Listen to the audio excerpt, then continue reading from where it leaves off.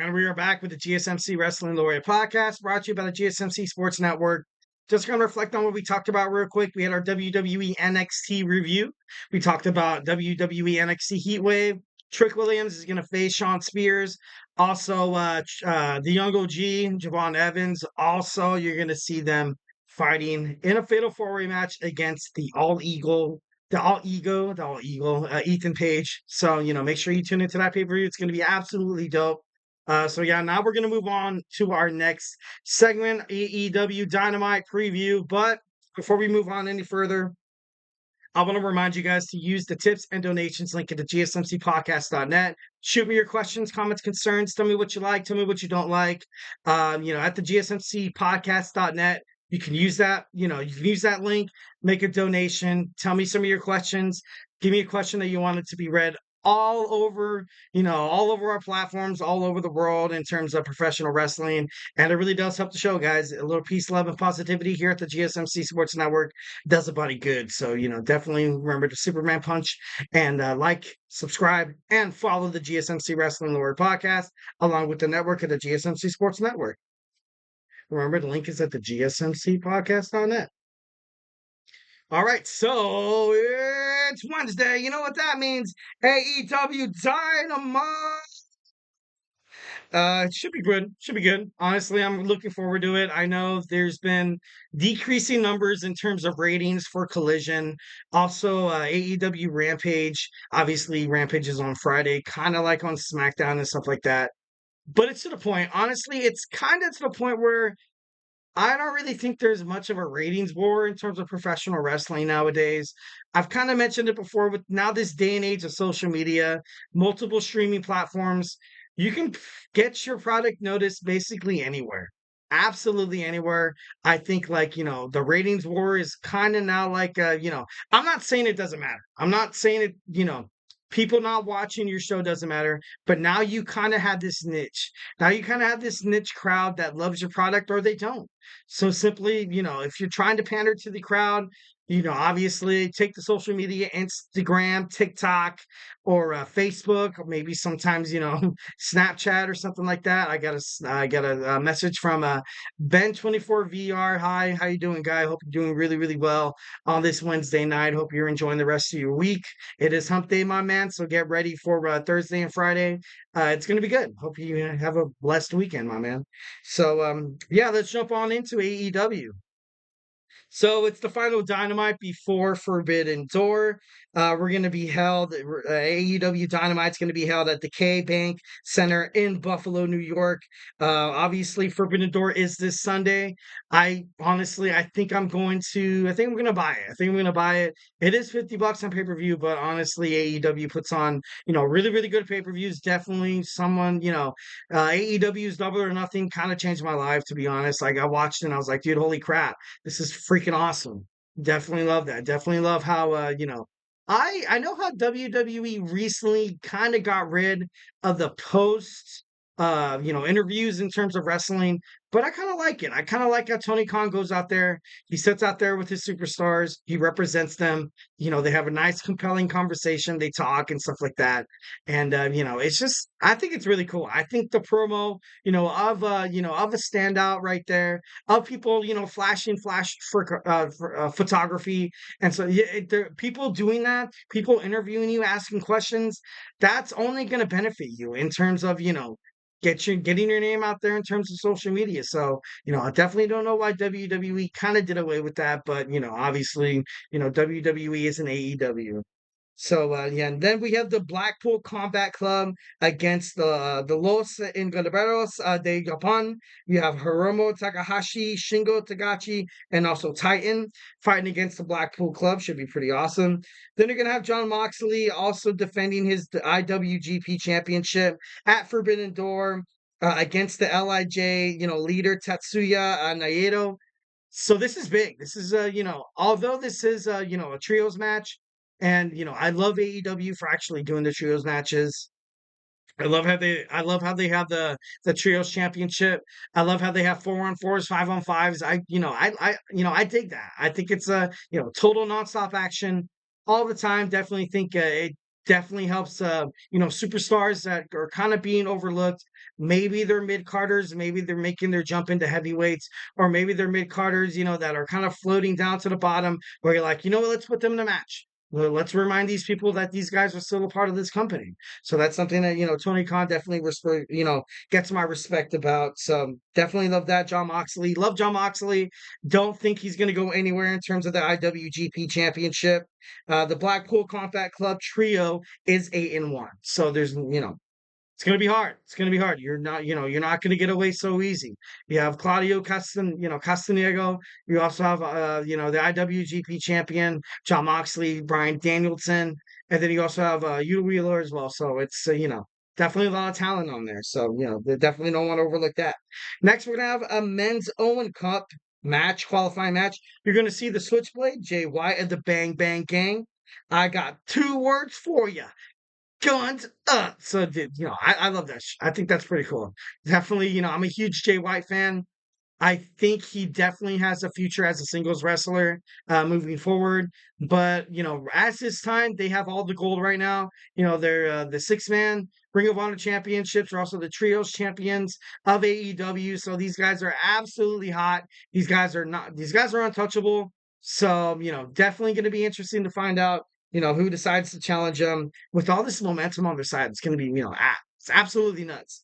Absolutely nuts.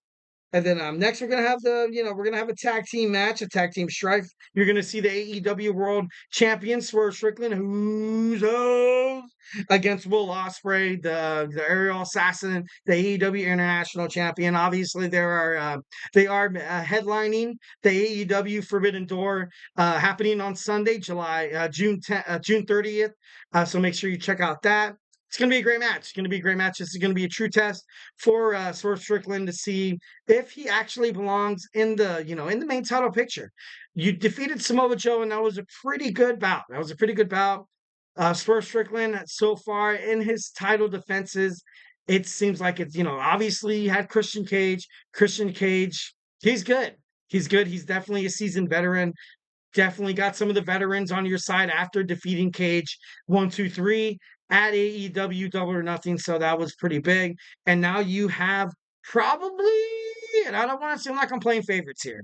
I don't want to seem like I'm playing favorites because Will Ospreay is definitely one of the most talented wrestlers of all time. Dave Meltzer, he's been around the professional wrestling industry for so long. He's rated 30 something of his matches 5 stars or more in a rating of 5 stars. So this guy's hot. This guy's amazing. This guy's going to do so much good in terms of AEW. Is he ready to kind of, hold the stride of AEW, the World Heavyweight Championship? I don't think so. I love Will Ospreay, but obviously you kind of have to be realistic. He is the AEW International Champion, so I can kind of see the way he dissed the Don Callis family on, Dynamite. You saw Trent Beretta last week, absolutely furious, talking to Don Callis, being like, dude, we need to get something started about this. Then you also saw Kyle Fletcher. You also saw Don Callis, kind of talk to Roosh in the back, trying to get more, more soldiers on his side. Definitely think this is going to be a way to maybe get one of the other Don Callis' family kind of taking over Will Ospreay's spot. I think Will Ospreay's actually outgrown the Don Callis family. So, for him to be a world champion one day, you kind of have to lose the baggage. You know what I mean? Kind of like where you saw Seth Rollins with the Shield, kind of, Roman Reigns, and of course, Dean Ambrose with the Shield. You kind of have to let these guys kind of go. If you're kind of shown as a WWE, like, kind of stable kind of guy, if you're not Triple H, Shawn Michaels, or Hulk Hogan, I don't really think you have a shot of winning a singles championship, especially one as prestigious as the AEW World Heavyweight Championship. So you're going to see you're going to see both of them teaming up against the Gates of Agony. You're going to see the timeless Toni Storm, the AEW Women's Champion, against with Mariah May and her opponent at AEW Forbidden Door, Mina Shirakawa, teaming up together in this triple threat. in this trios tag team match, which is actually kind of crazy because last week on Dynamite, you saw Mariah May kind of feel like she was kind of left in the middle between these two superstars. Obviously, Mina Shirakawa, also, Timeless Tony Storm, very, very impressive girls in their respective divisions. There's no doubt in my mind this is probably going to be one of the highlights, maybe the second to the main event at Forbidden Door because Tony Storm, she's so damn good. She's so damn good in the ring, outside of the ring, on the mic, promos, check, check, check. And then you have Mina Shirakawa. Mina Shirakawa in New Japan Professional Wrestling. She's kind of like that. She's that golden girl. She's kind of, I don't want to compare her to like, because I hate comparing to, superstars and stuff like that. But, I kind of see her like, you're kind of like an Oscar here. Like, I'm not trying to, play on the race and stuff like that.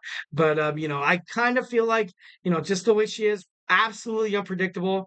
Definitely has the potential of absolutely kicking ass. So, definitely think something like that's, Mariah May is going to have to make a decision. I ultimately think she chooses Tony Storm. I don't see Tony Storm losing the AEW World Women's Championship match that quick, especially, well, not even that quick. She's had a long reign.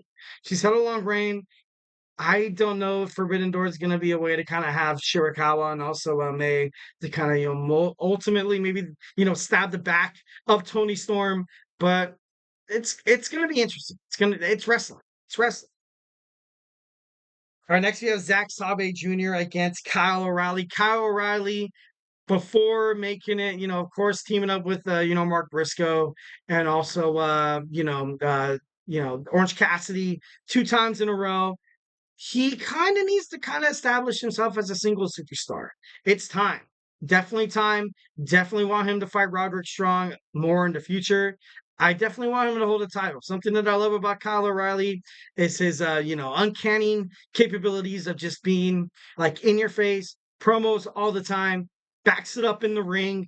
Kyle O'Reilly, something that I love about Kyle O'Reilly is that he doesn't need the Undisputed Kingdom. The Undisputed Kingdom needs my man, Kyle O'Reilly. So it should be interesting to find out, what they decide to do, AEW decides to do with this character. Hopefully it's really, really good. But I really don't want to see him lose any more singles matches. I think, they kind of owe him kind of like close to like a title shot here.